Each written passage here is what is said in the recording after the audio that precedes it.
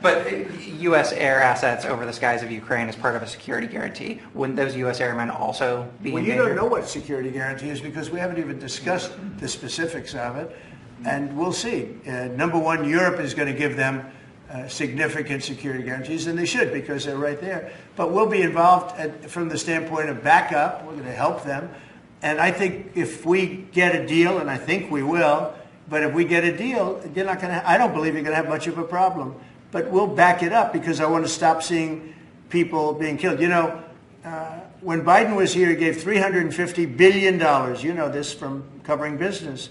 $350 billion to Ukraine. I said that Zelensky's the greatest salesman I think I've ever met, better than P.T. Barnum, because he'd come to the country, he'd walk out with $50 billion every time. He actually came here once, he walked out with $100 billion. We're up to $350 billion.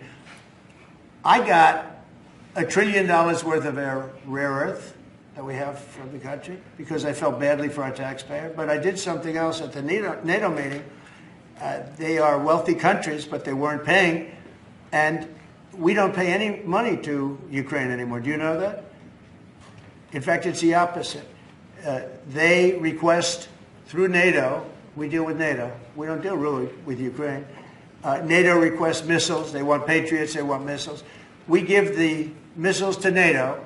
NATO pays us in full and does what they want. I mean, I think they give them mostly to, they can do other things with them too because we're dealing with NATO.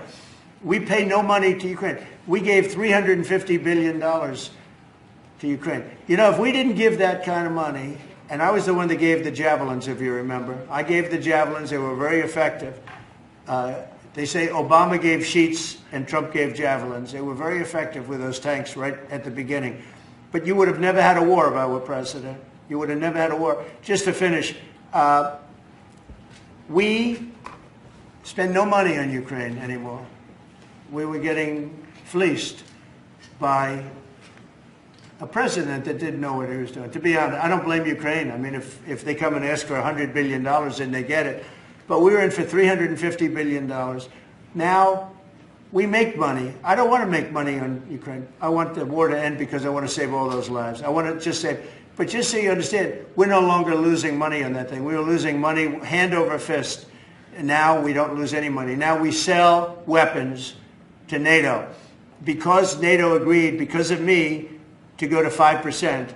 They had 2% and didn't pay. Now they have 5% and they're all paid up.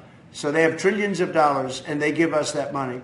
But I really want the war to end, and we're going to get it ended. Mr. President,